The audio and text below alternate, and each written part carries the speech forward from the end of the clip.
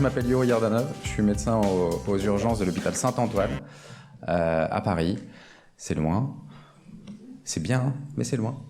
C'est moins bien que chez vous, mais c'est quand même pas mal.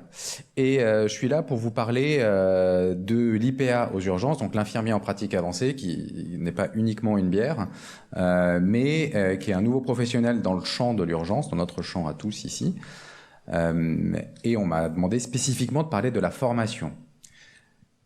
Pourquoi est-ce que je veux parler de la formation? C'est déjà pour insister sur le fait que justement celle-ci est extrêmement différente de ce qu'on avait l'habitude de voir dans nos urgences.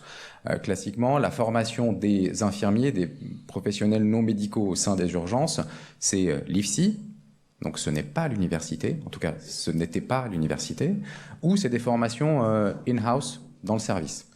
Quand on parle de protocole de coopération, c'est des formations qui sont faites par les CESU, qui sont faites au sein des structures. Quand on parle de protocole de service, là, c'est encore mieux, hein, c'est juste, on passe une feuille et on dit « ça y est, t'es formé ».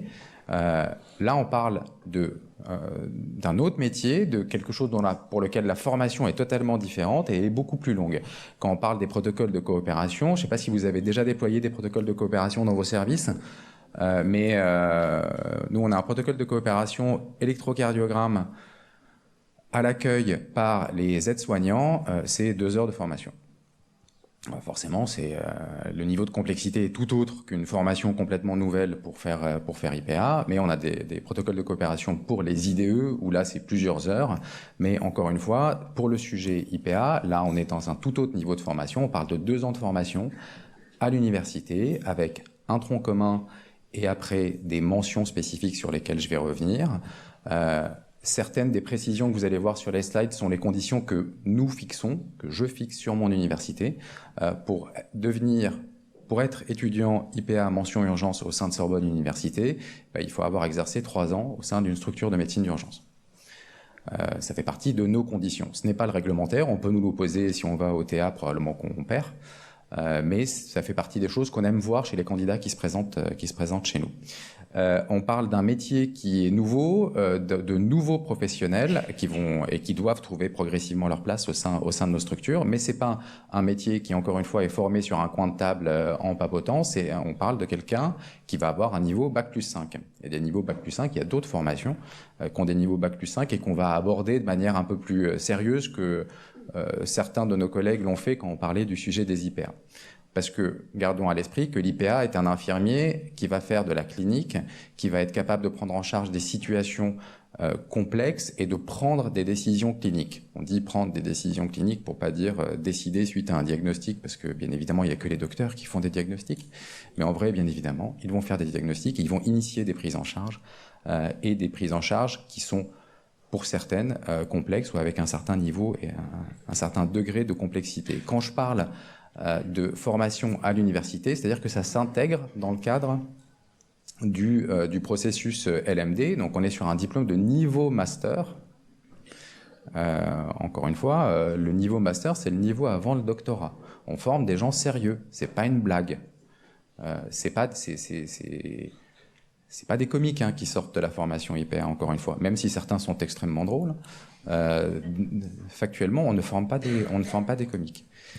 Une première année commune pour toutes les mentions et une deuxième année spécifique à la mention. On ne parle pas de spécialité mais de mention. Et donc nous, urgence, on est les nouveaux là. On est arrivé, on est là.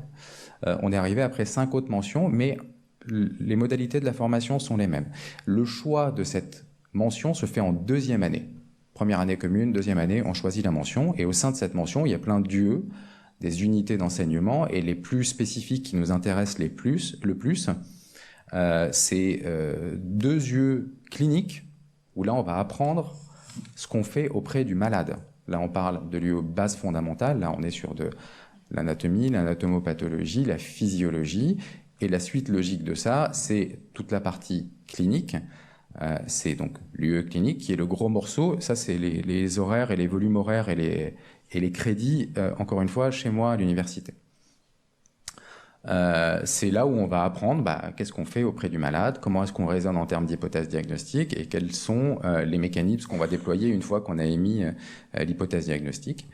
Et il reste 2 autres gros morceaux. D'un côté, le parcours de soins, quand on parle de parcours de soins à des urgentistes, en particulier à des urgentistes qui travaillent, qui sont polyvalents, comme tous les urgentistes, et qui font de la régulation et des urgences, et ben, au sein de nos urgences, mais aussi en régule, on passe notre temps à organiser le parcours de soins des malades. Donc il est logique que les IPA, ce nouveau métier au sein des urgences, fassent exactement la même chose, organisent le parcours des soins des patients.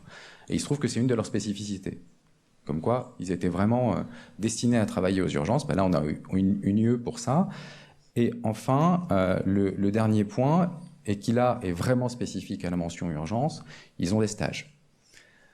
En général, ils ont un stage, ça c'est pour les autres mentions. Pour la mention urgence, ils ont des stages, parce qu'ils vont faire un stage en SMUR, en régule et aux urgences, mais vraiment sur l'ensemble des modalités de notre spécialité, avec comme objet de les former à l'ensemble des dimensions de la médecine d'urgence. Ça ne veut pas dire qu'ils exerceront dans les trois ou qu'ils auront envie d'exercer dans les trois, mais en tout cas, au moment de leur stage, ils doivent passer au niveau des trois.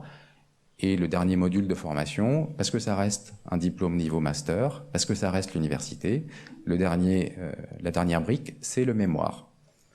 Et ce mémoire, ça dépend des endroits, peut être très très très tourné recherche, comme un tout petit peu moins. On n'est pas sur un master recherche, mais quand même on leur demande de faire un travail de recherche et de raisonner, et de produire un document. Sur nos 5 étudiants de l'année dernière, il y a...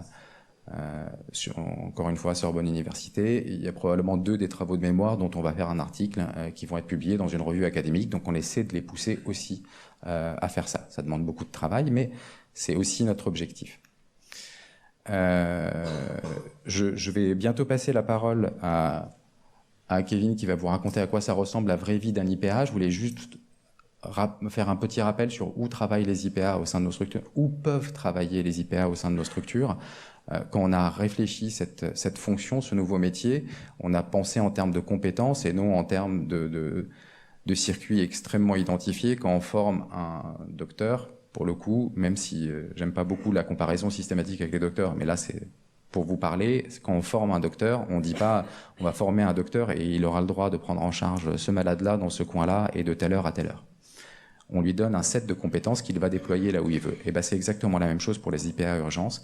Ils ont un ensemble de compétences et ces compétences-là pourront être déployées aussi bien en régulation, en SMUR et au sein des urgences. Et même au sein des urgences, on parle de différents types de circuits, certains circuits étant gérables de manière plus autonome que d'autres, en fonction, encore une fois, du degré de complexité des patients à prendre en charge.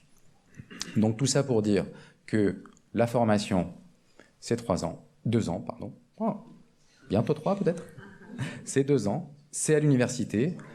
Il y a un gros point d'interrogation sur temps plein, c'est l'objectif, c'est d'avoir une formation temps plein pour les étudiants IPA. Ce n'est pas encore le cas dans toutes les universités, on va y arriver, dont la mienne, hein. Mais on va vraiment y arriver, et que la formation est au reflet de ce que doit être le métier de l'IPA après. C'est une formation qui est transversale parce qu'on a bien sûr comme objet de former des professionnels de santé de l'urgence qui soient transversaux et polyvalents. Merci.